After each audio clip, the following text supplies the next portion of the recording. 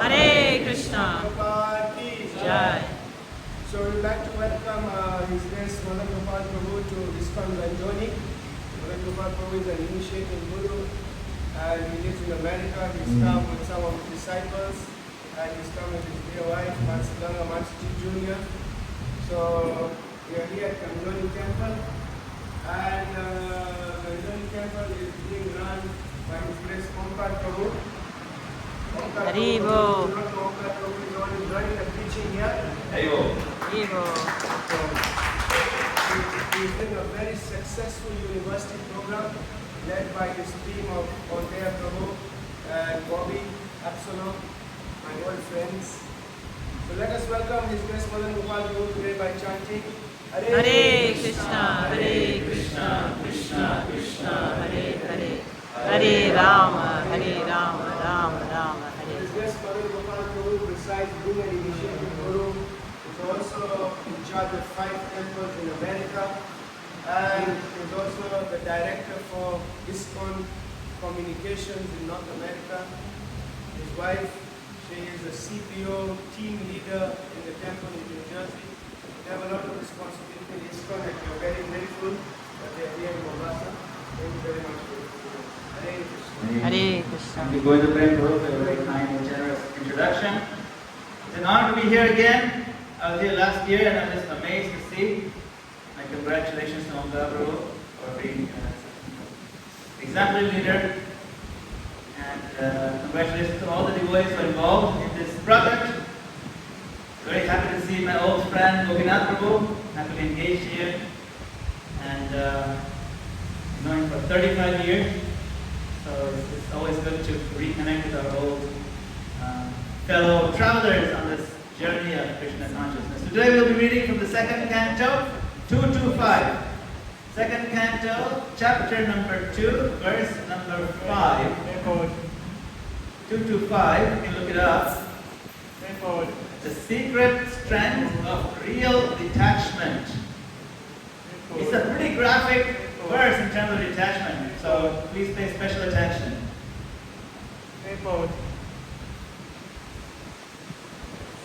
Om Namo Bhagavate Vasudevaya.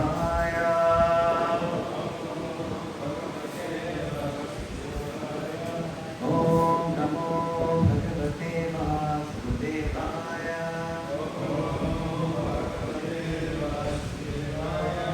Om Namo Bhagavate Vasudevaya.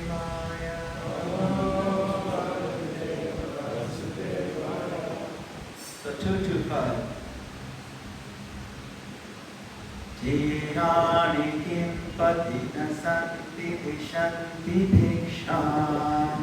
Chirani kim patina santi vishanti bhiksham. Naivam kripa paraprita sarito yashosam.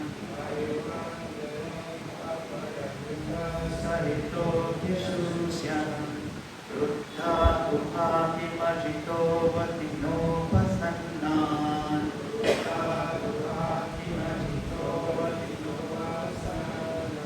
Tasmad vajanti kavayo dhanadurmadantha.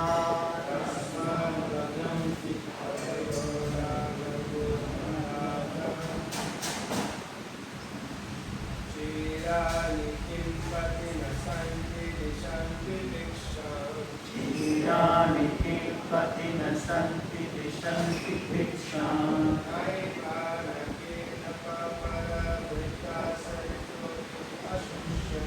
Naivam kripa paraprita sarito yashusyam.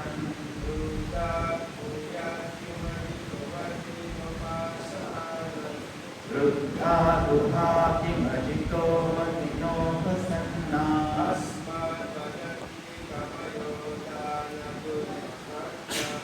Tasmad vajanti kavayo dhanadurmadantha. Chirani kim patina santi vishanti bhiksham. Chirani kim patina santi vishanti bhiksham. Naivam kripa paraprita sarito vyashyusam. Naivam kripa paraprita sarito yashusyam. Ruddha guna kimajito vatino pasannan. Ruddha duhati majito vatino pasanna. Tasmat bhajanti kavayo dhanadurmadanthan. Tasmad vajanti kavayo dhanadurmadantha. Mataji.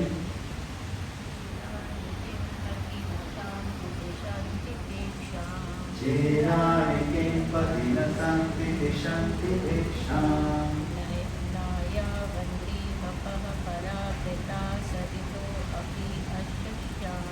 Naivam kripa paraprita sarito yashusyam.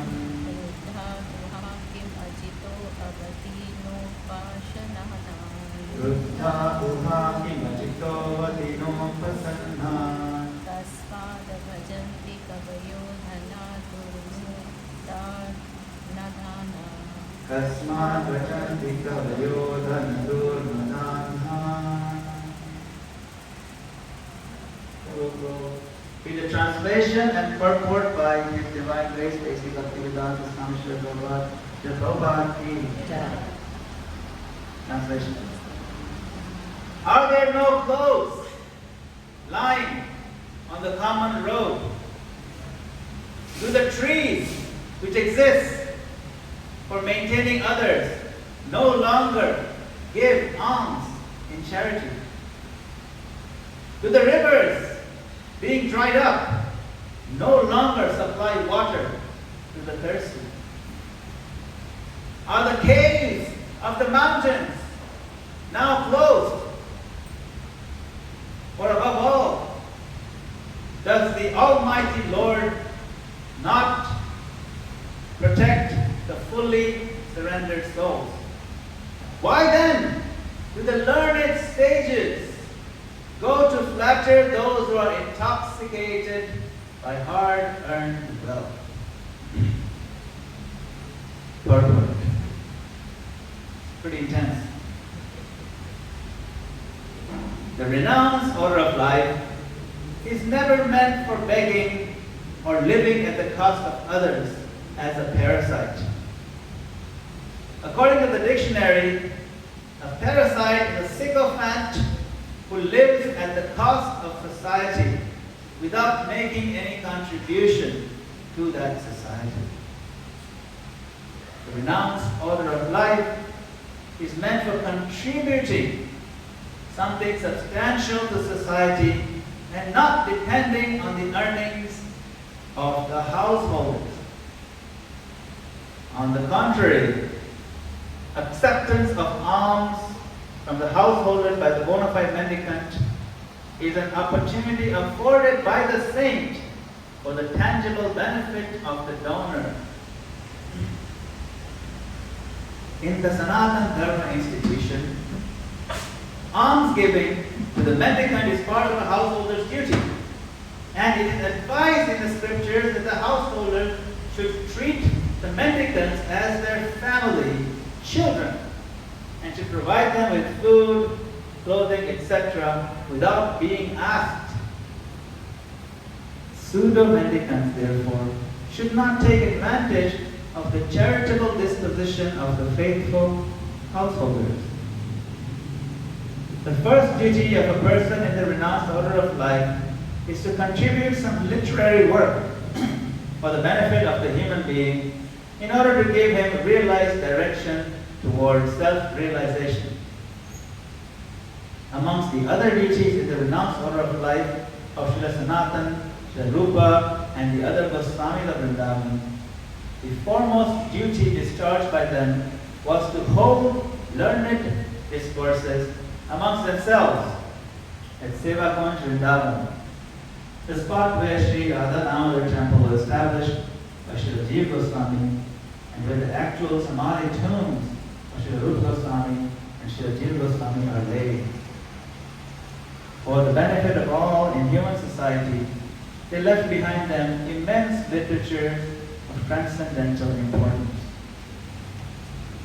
Similarly, all the acharyas who voluntarily accepted the renounced order of life aimed at benefiting human society and not at living a comfortable or irresponsible life at the cost of others. However, those who cannot give any contribution should not go to the householders for food, for such mendicants asking bread from the householders are an insult to the highest order. Srila Goswami gave this warning especially for those mendicants who adopt this line of profession to solve their economic problems. Such mendicants are in abundance in the age of Kali. When a man becomes a mendicant willfully or by circumstances, he must be of firm faith and conviction that the Supreme Lord is the maintainer of all living beings everywhere in the universe. Why then would he neglect the maintenance of the surrendered soul who is 100% engaged in the service of the Lord? A common master looks to the necessities of his servant, so how much more would the all-powerful, all-opulent Supreme Lord look after the necessities of life for a fully surrendered soul? The general rule is that a mendicant devotee will accept a simple small loincloth without asking anyone to give it in charity.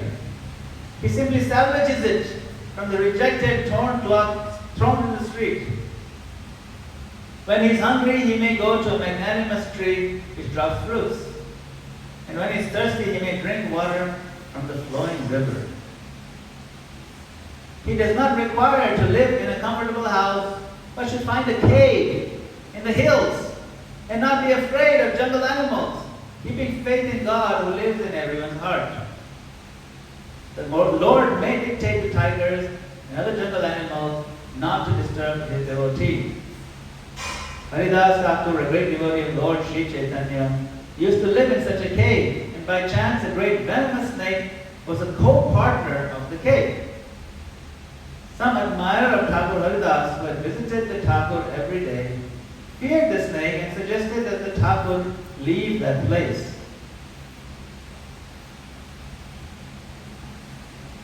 Because his devotees were afraid of the snake and they were regularly visiting the cave, Haridas Thakur agreed to the proposal on their account. But as soon as this was settled, the snake actually crawled out of its hole in the cave before everyone present and then left the cave for good. By the dictation of the Lord, who also lived within the heart of the snake gave preference to Haridas and decided to leave the place and not disturb him.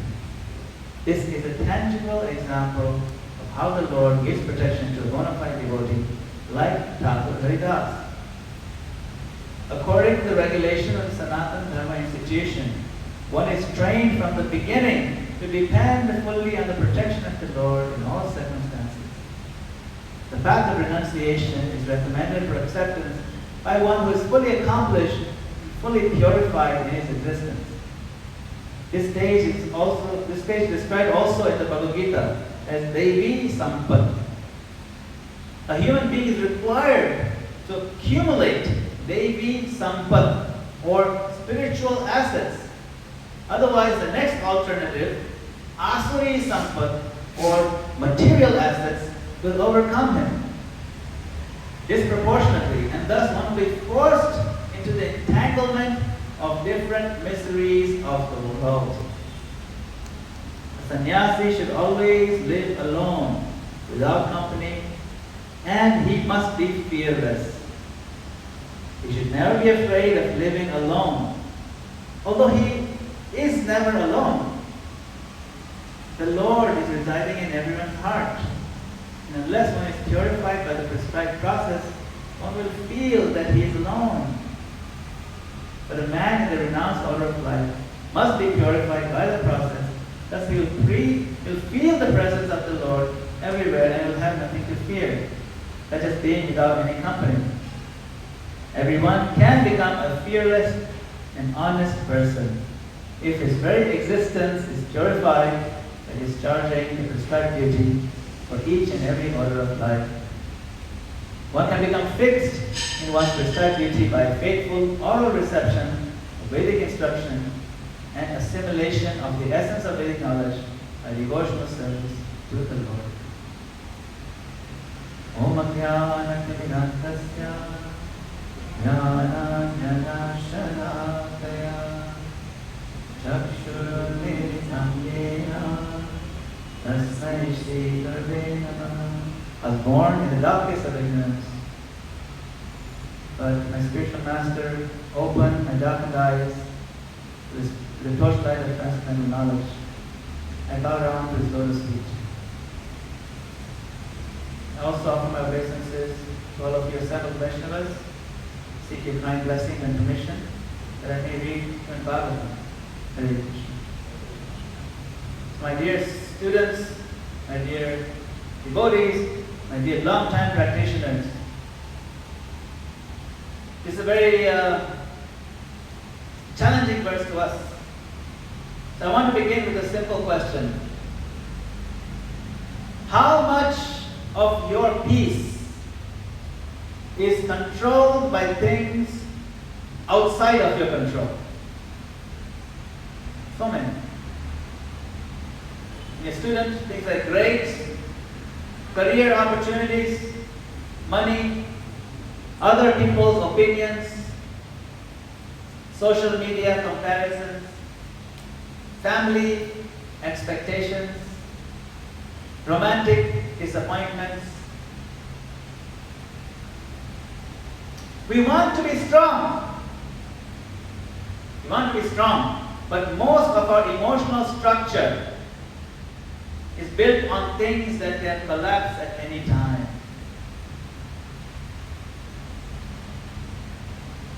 Let me give you a start thought. The strongest person, and this is based on this verse, the strongest person in the world is the one who is not dependent on anything external for their inner security.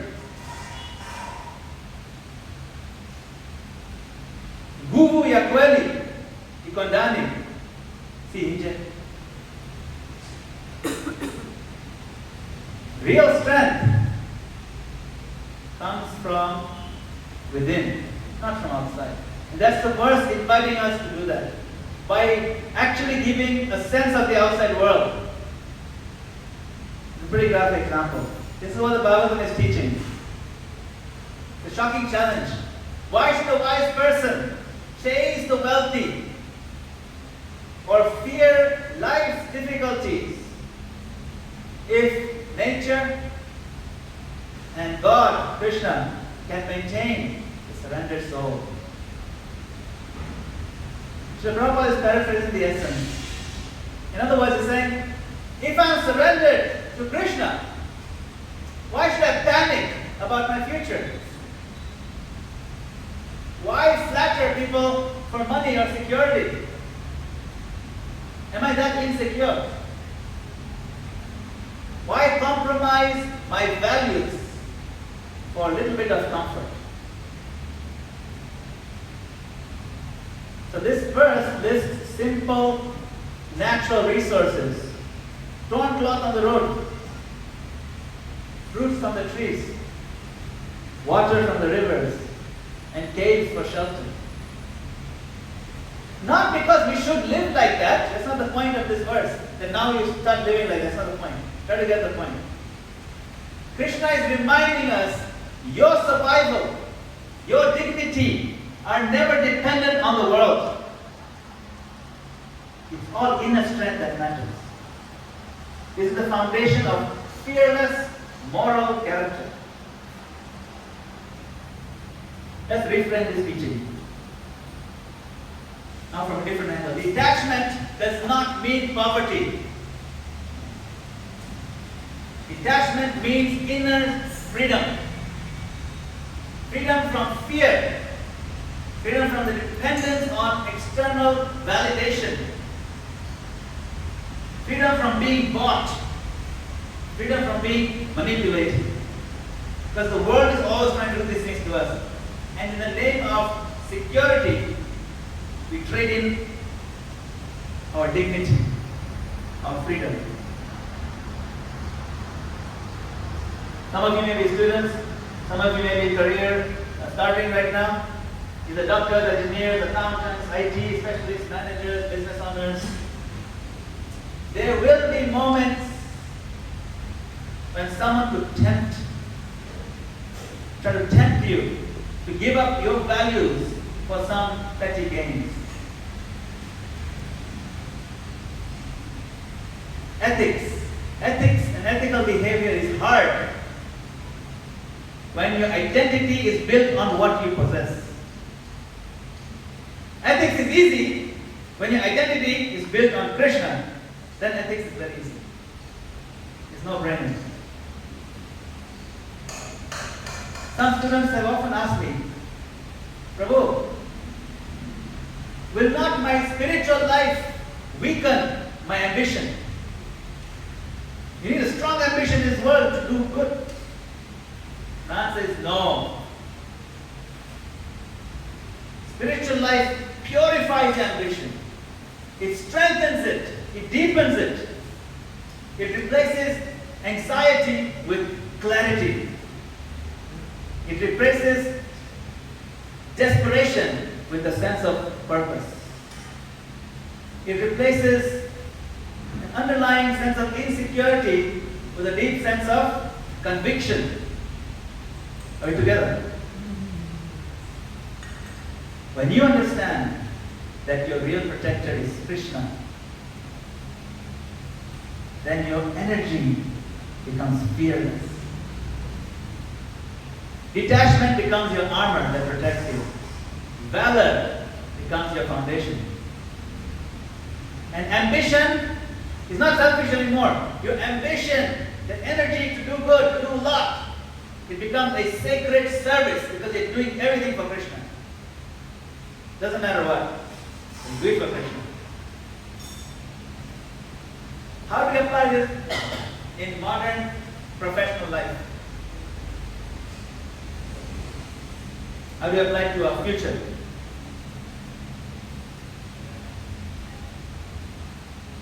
There's a very famous verse in the Bhagavad Gita, Karma-Neva-Adhikara, says that you have the right to perform your duty, but not to control the outcome. You must give your absolute best, but don't tie your sense of self-worth to the results. Don't feel defeated because something didn't go the way you wanted it to go.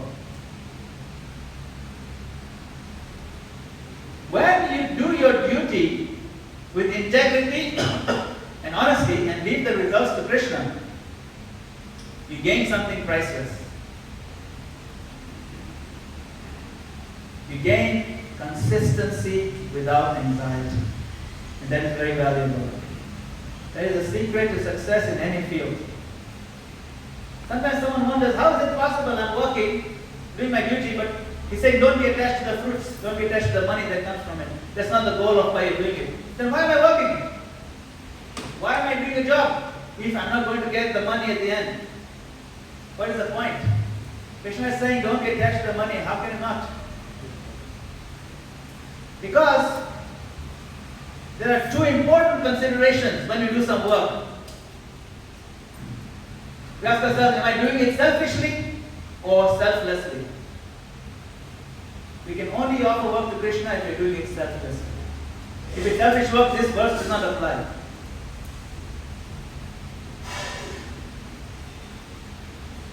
So if it's selfish or selfless, you have to determine that.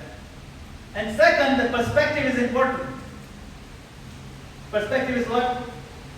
The true reward of our work is not the things we get, but who we become. You follow?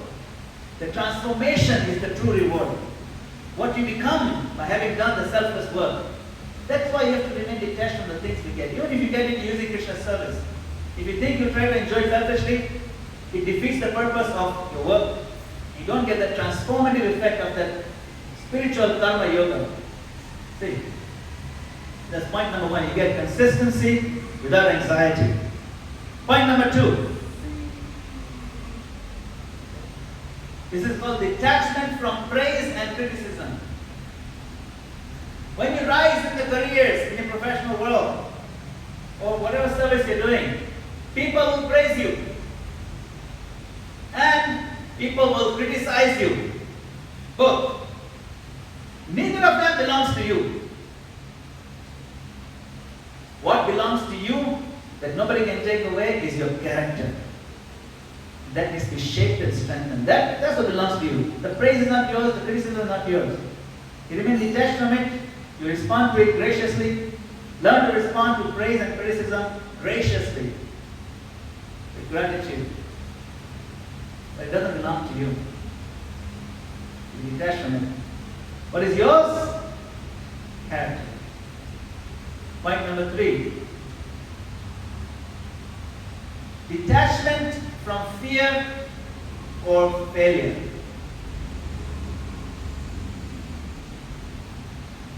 Fear of failure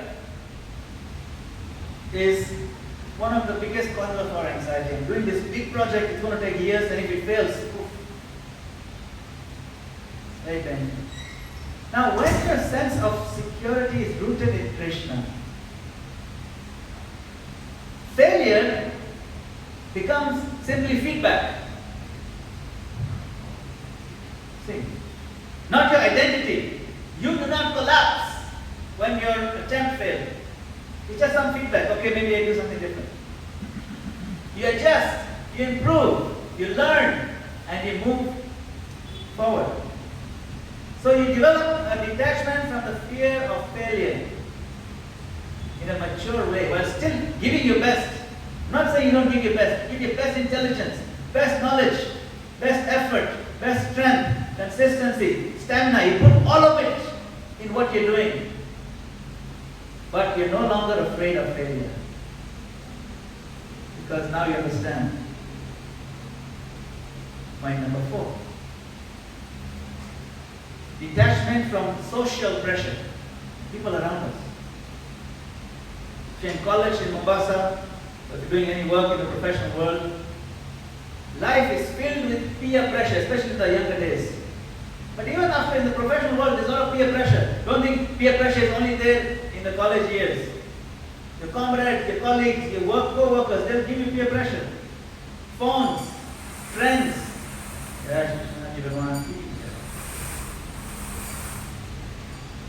Status. Lifestyle expectations. This is all peer pressure. Detachment means you choose your direction. You choose your direction. Based on what? Your conscience, your devotion. Not popular culture. Not flashy, petty trends. That's the detachment from social pressure. Now this verse ends in a cutting question. people flatter the wealthy who are blinded by their possessions. Flattery here means something very specific. Flattery means compromising your values. That's what flattery means. Compromising your values to please those who are in power. You will meet such people when you enter society. Managers, politicians, big business owners, influential or influencers. Do we need to compromise our ethics and our values just to please them? So this Bhagavatam, it empowers you to walk into the world with a sense of dignity and hold your head up high. I know who I serve. My boss is nobody else. My boss is Krishna.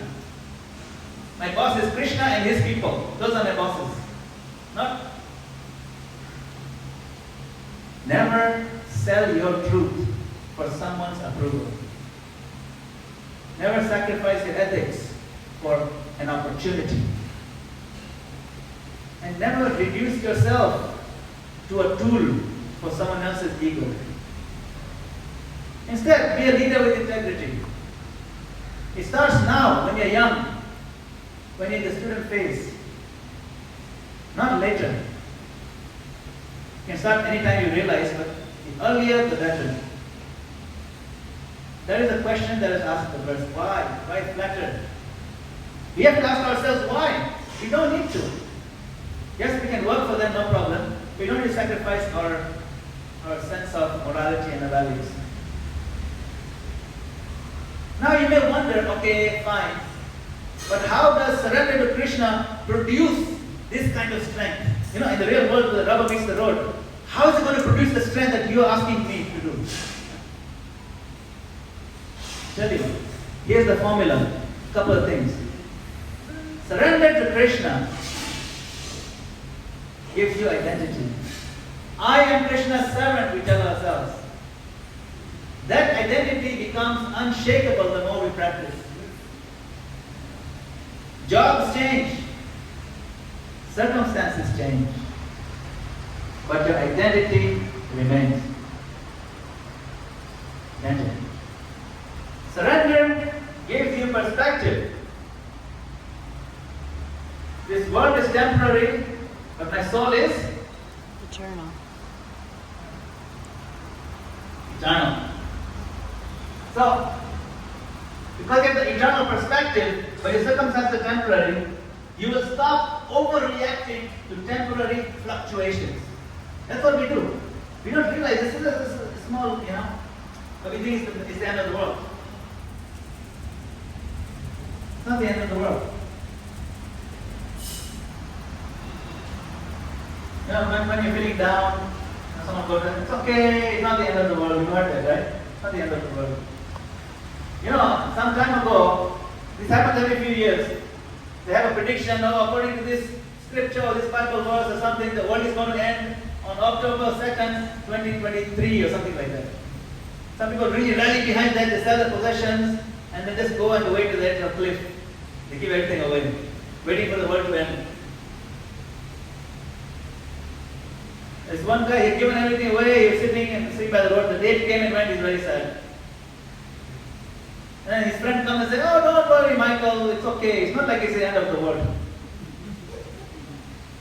I wanted it to be the end of the world. These are temporary things, these ideas. See, so when we have surrender of the eternal, surrender in the eternal perspective, then we don't overreact to temporary fluctuations. The other point, surrender to Krishna gives us courage. If Krishna is my protector, what can the world do to me? This is actually one of the aspects of surrender, isn't it? Avashya Rakhive Krishna Vishwasa Palan. Certainly Krishna will protect me.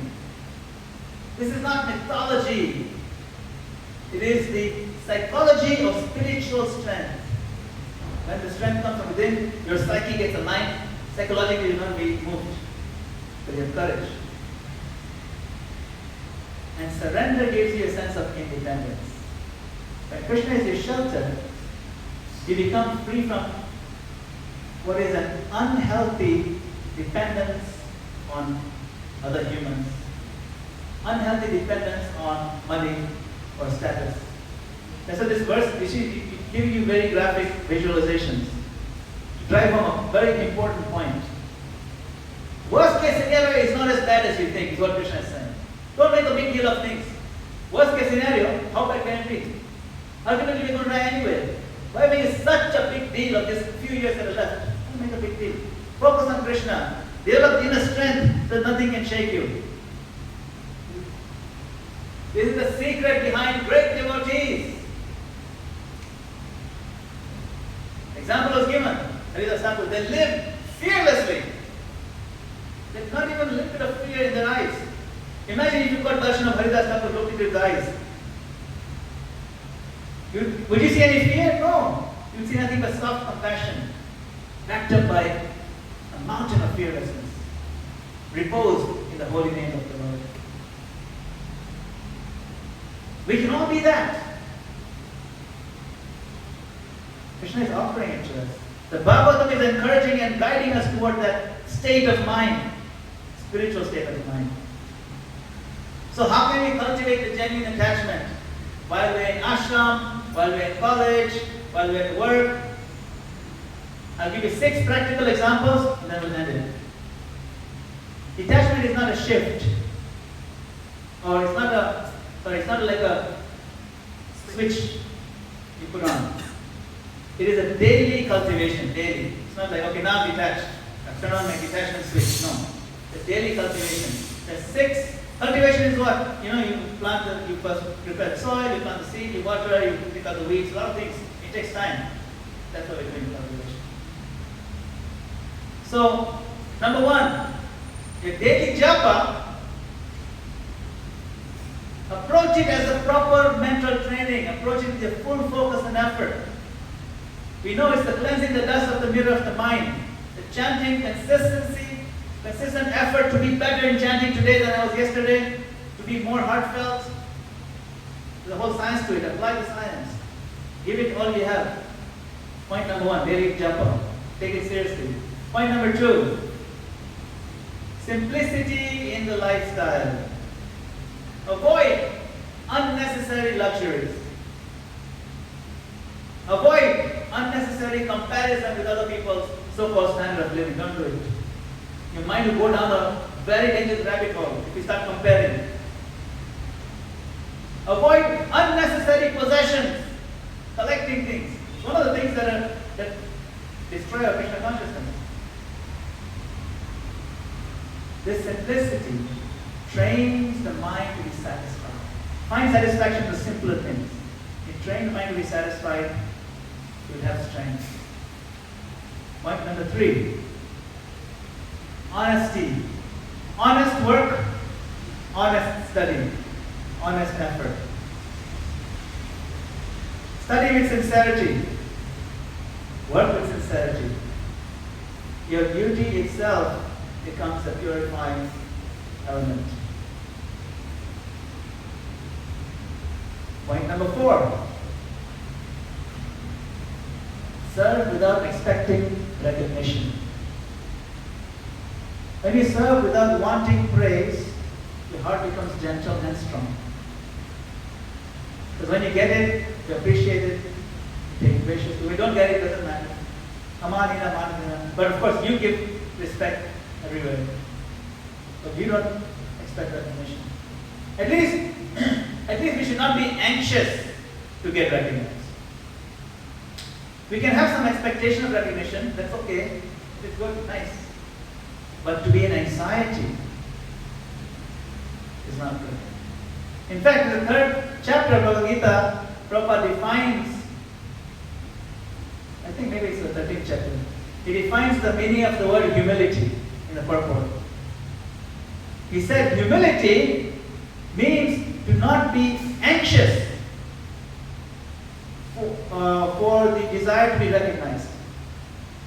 He didn't say have the desire is problem. He says to be in anxiety is a problem. It means everything to me. No, it's okay. like that. That is point number 4. These are practical points. Okay. Point number 5. Associate with like-minded spiritualists. Your association will share your values. Find those who appreciate your vibe. Find those who you will resonate with. Find those who you want to be like. See how much association you can get from them. That will strengthen your approach. And point number 6, last one. Practice surrender in small moments. Surrender is a big thing. Surrender can be a garden of small surrender flowers. When something does not go your way, you want it a certain way, it doesn't happen, hold your palms and say quietly, Krishna, I trust you. It could be something small. This small act builds great faith. Don't wait for big things or big surrender. Collect lots of small pieces of surrender.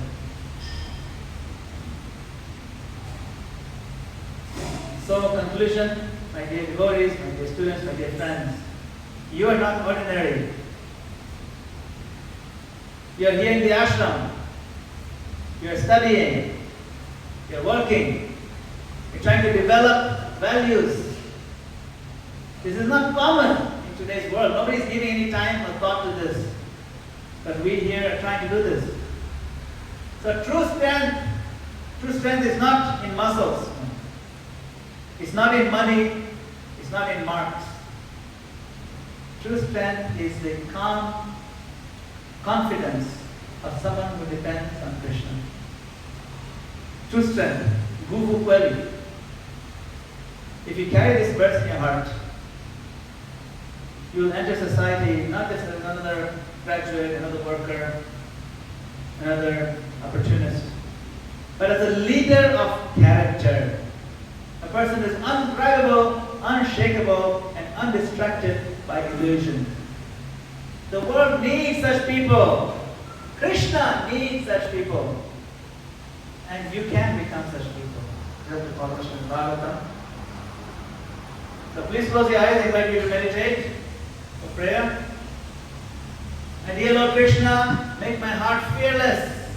Make my mind steady. Make my values strong. Let me serve you through my career, through my studies, through my work, through my future, my family, my whole life. May I never forget that you are my protector and you are my shelter. Hare Krishna. Srila Prabhupada ki jai. Thank you all very much for your kind attention and your valuable time. If you have some, I don't know if you have some time for questions or a little discussion, if you have comments, we'd appreciate you here. Hare Krishna. Yes. Oh, go ahead. There is one thing you said about graciously accepting the praises and criticism. The praises and criticism, graciously accepting. Praise and criticism. Yes, right. In this, so the way we understood in the past is that so criticism is from your well-wishers or who are like, known to you that they are well-wishers, then you have to like look at it. But if it is from someone else who is not a well-wisher, then you just ignore because if you give attention to that, you give trigger to them. So okay, to make you angry, to make you sad, to make you miserable. That is a particular approach of those people to make you. So here you are saying graciously accept. So what is Yes. how it is? Graciously accept means, see, criticism will come in all flavors with all kinds of different people with different intentions. Some just want to irritate you. But you graciously accept means you take it and you let it go. That is also gracious. Gracious means you don't lose your food. That's what gracious means. You process it graciously. You process different criticism differently. If someone who is my dear well-wisher comes gently, give me some, say, areas of improvement, for the criticism, I will graciously accept it. Thank you, Omkar Prabhu. What you said makes perfect sense. a big bad habit of mine to do it this way, but now you're correcting me, I appreciate it, I did be corrected. That's gracious acceptance. If someone on the street comes and spits on me and says, you guys are rascals, you're worshiping the devil, that's also criticism. Graciously accepted, that's called also gracious acceptance. There are different ways to process it, but you still have to be gracious every time. Yes? This comfort is very heavy. It just reminded me the other day I went to one Gaudiya temple. I went to one Gaudiya temple and I saw one sannyasi there. The sannyasi was peeling banana peels and he was removing the pulp from the coconut. And basically he was doing that sannyasi, cleaning the floor. You know, just remember that how it was the same, you know, taking cloths from maybe the clothes and wearing. So the sannyasi was like that.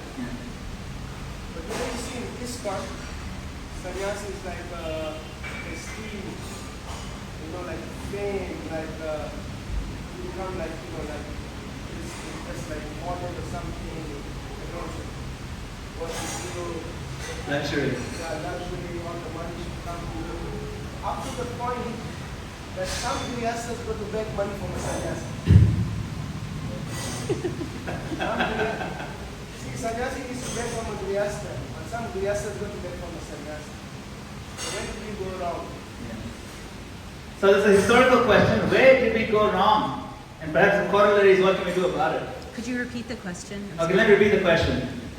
So, Govind Prabhu saw recently in a Gaudiya mutt, the sannyasi was very humble, living very simply, he was sweeping the floor, he was cleaning the bananas, doing menial service, not a super hi-fi luxury, but everywhere he steps, people are throwing flowers and falling at his feet and offering him first-class seats. No. But in ISKCON, it's become so contrasted that sannyas means now massive luxuries and so much wealth coming in and so much just honor, and they don't really do much menial labor, really speaking, and everything's very cushy, and so much so that even grihasthas now have to beg from sannyasis, give me something, you can spare a few dollars. It's like the opposite world, upside down world. Where did we go wrong? This is good, this is historical. I trust that the devotees here are very mature to understand historical perspectives. I think they are. I'm looking at everybody. I don't see any. The core is, now I'm going to share my opinion, and I think many devotees share this opinion, is that the difficulty lies in understanding the difference between imitation and emulation. It looks very similar. Srila Prabhupada, for us in ISKCON, was the ideal sannyasi. Isn't it? Ideal everything. Ideal preacher, ideal manager, ideal sannyasi, ideal writer, everything ideal. Ideal guru. So, because he's ideal, he becomes what's called the prototype to follow. Now, of course,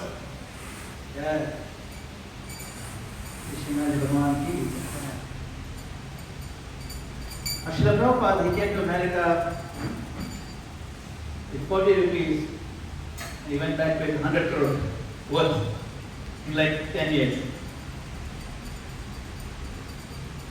Right? He had access to massive wealth, massive influence as a sannyasi. And he kept things on lock and key. And his disciples would ask Prabhupada to approve certain costs, expenditures, and he had so much money coming in from his book sales and everything, but he always remained the pure sannyasi. Never once took for himself selfishly. But of course his disciples offered him. So now that is the only vision that people have of sannyasi. The way he was being worshipped and everything. Not realizing this is the model to follow. So then, what I'm trying to get at is the difference between emulation and imitation. Emulation is, now suppose I become a sannyasi. Can I emulate the qualities of Prabhupada, which is integrity, honesty, purity, simplicity, inner strength, faith in Krishna? Those are the qualities to emulate. But if I see that he's accepting so much luxury, and if I say, Prabhupada accepted, I should also accept. Give me. Not only accept, I demand it. Prabhupada, you gave him Rolls Royce. Why didn't you arrange Rolls Royce for me? I'm also sannyasi. I'm just saying. Nobody's doing it. I'm just saying. Suppose I did it. Theory is like that. The theory is that, am I imitating or am I emulating? So, ideally, if we can, I don't know what we can do about it right now, really speaking, but if, I personally know many sannyasis in ISKCON who are incredibly simple. I know personally one sannyasi who's a very close friend of mine, lives in New York in the cold weather. He goes out to distribute books by himself in the train station.